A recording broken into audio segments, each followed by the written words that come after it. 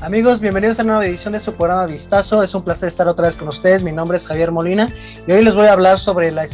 hispanefilia que existe por parte de muchos actores políticos y gente en nuestro querido México. Como ustedes saben, se acaban de conmemorar el 13 de agosto de este año los 500 años de la caída de México Tenochtitlán, y este tema, con las respectivas conmemoraciones que hubo por parte del gobierno mexicano, generó mucha polémica por parte de muchos actores políticos, intelectuales y de la sociedad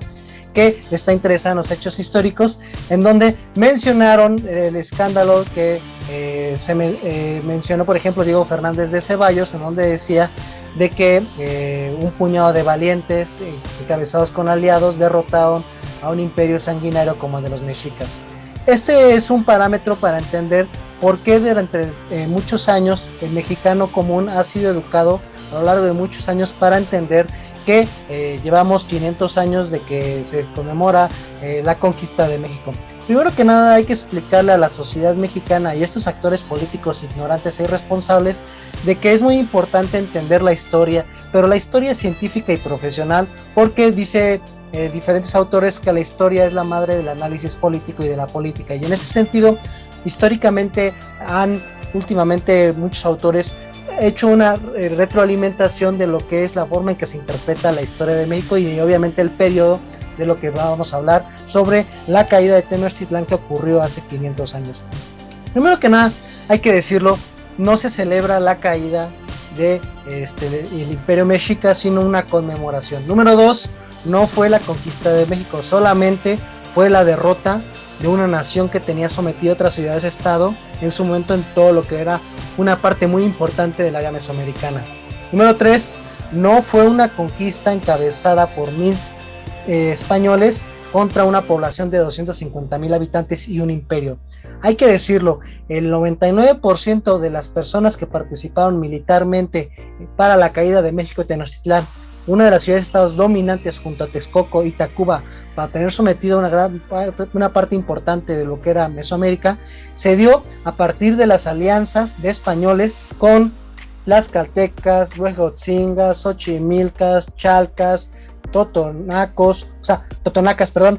son un sinfín de pueblos que en su momento decidieron salirse de la parte de la dominación mexica y se integraron a esta coalición para derrotar a los mexicas, así como también otros pueblos que nunca fueron sometidos por los mexicas decidieron integrarse a una coalición para someter a esta zona. Otro punto importante es, no podemos hablar de que nada más un grupo pequeño de minoría étnica tuvo un sometimiento de todas las ciudades-estado que estaban en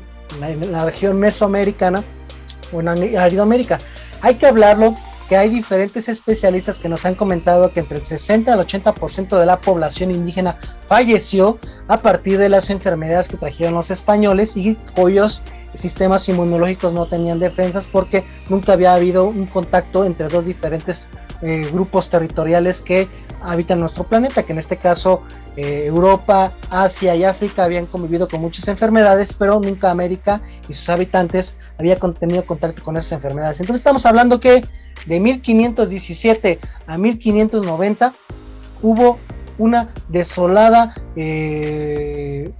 caída de la población indígena producto de las enfermedades. Entonces nos vamos a dar cuenta que la parte del sometimiento de los pueblos mesoamericanos se debió de, número uno, alianzas políticas y militares entre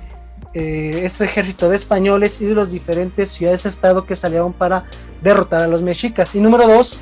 el proceso de sometimiento de esta región se debió también a la parte de la gran cantidad de mortandad que hubo en el territorio. También hay que decirlo que estos pueblos indígenas que salieron para derrotar a los mexicas, también ellos se asimilaban como grupos conquistadores. O sea, es muy común ver que en muchas partes del actual México existen comunidades fundadas por tlaxcaltecas que acompañaban a las expediciones junto a otros grupos indígenas y españoles para someter a otros pueblos que no querían integrarse a este nuevo modelo de producción político y económico que se está implementando en el territorio del actual México, que más adelante se iba a convertir en la Nueva España. También se hicieron expediciones de estos grupos para ir a la zona de Aridoamérica y fundar nuevos poblados. Entonces, esa historia de que los españoles sometieron a México, eso lo tenemos que decir con unos matices muy grandes. Es decir, fue una conquista de una alianza entre grupos indígenas y españoles, porque simplemente para explicar la caída de Tenochtitlán hay que decir que el 99% de las tropas que sometieron a esa gran ciudad estaba conformado por pueblos indígenas en alianza con los españoles. Otro punto que creo que es importante mencionarlo es que no podemos hablar del concepto moderno del Estado mexicano. Este concepto del moderno del Estado mexicano se da hasta lo que podría ser los inicios de los primeros años de vida independiente después de 1821, en donde se dan los primeros intentos de la conformación del Estado mexicano. Como país no existíamos, hay que entenderlo muy bien, y esto nos quita muchos mitos de que la Malinche es traidora, los tlaxcaltecas son traidores, y como lo acabamos de mencionar en este video, de que hay que entender cómo era la conformación estructural y política de los diferentes ciudades, estados y pueblos que habitaban en la región mesoamericana y obviamente también en la región de Aridoamérica. Esto, para ya no extenderme más, esto es algo que debemos de enseñarle a la clase política mexicana y a la población en general, para dejar a un lado esa visión hispanista en donde se piensa que es una gran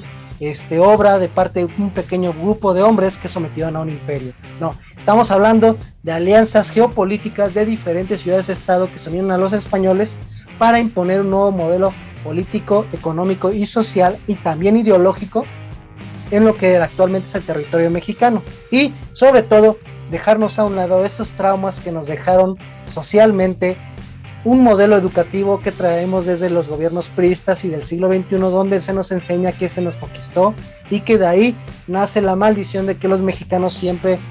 hemos sido humillados por otras potencias extranjeras. Esto es un mito que también se alimenta mucho por leer en las escuelas públicas de educación básica libros como Laberinto de la Soledad, en donde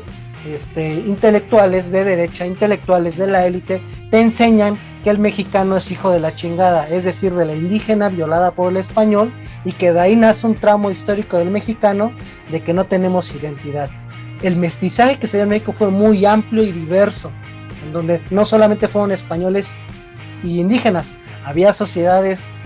sumamente revueltas de una unificación entre pueblos afrodescendientes, asiáticos, muy diversos pueblos indígenas y evidentemente también pueblos españoles que se asentaron. Hay que entender este punto para entender que no somos un pueblo con traumas históricos.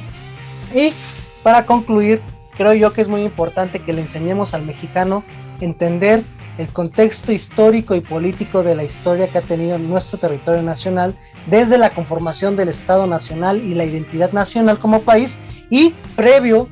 a la formación de este Estado y este país en términos modernos, con las diferentes formas de organización política que hubo aquí en México. Y otra cosa que también no se discute muy a fondo es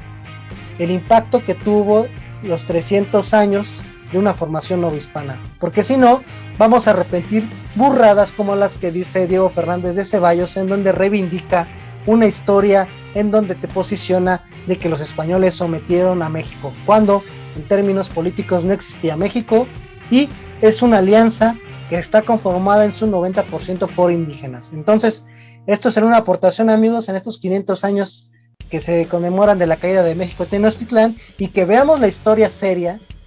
y hagamos una interpretación de acuerdo al contexto y a la historia del momento, y dejemos repetir tramos históricos que se han alimentado a lo largo de la educación básica, y que tampoco repitamos el discurso dominante de las élites a través de sus intelectuales orgánicos como Enrique Krause o Octavio Paz, en donde simplemente repiten el discurso de avergonzamiento de nuestras raíces afrodescendientes, de nuestras raíces asiáticas y de nuestras raíces africanas. Entonces, en ese sentido, hay que dejar a un lado esos traumas y entender por qué la historia es tan importante para el análisis político, porque como ustedes acaban de ver, este tema de los 500 años de la caída de México Tenochtitlán fue un pretexto para el golpeteo político entre las diferentes fuerzas políticas, porque también otra cosa que hay que decirlo, tampoco es tan maniqueo el asunto como menciona nuestro presidente López Obrador, en donde los pueblos indígenas fueron sometidos al 100%. También hubo indígenas conquistadores, como el caso de los tlaxcaltecas, y tampoco tener esa visión maniquea de las élites panistas o empresariales que piensan de que un grupo de españoles, un grupo minoritario pudo someter a toda una nación. Bueno, amigos, nos vemos para otra edición de su programa Vistazo. Espero que lo compartan en sus redes sociales. Nos vemos para la otra y por favor comenten aquí porque gracias a ustedes llegamos a más gente. Muchas gracias.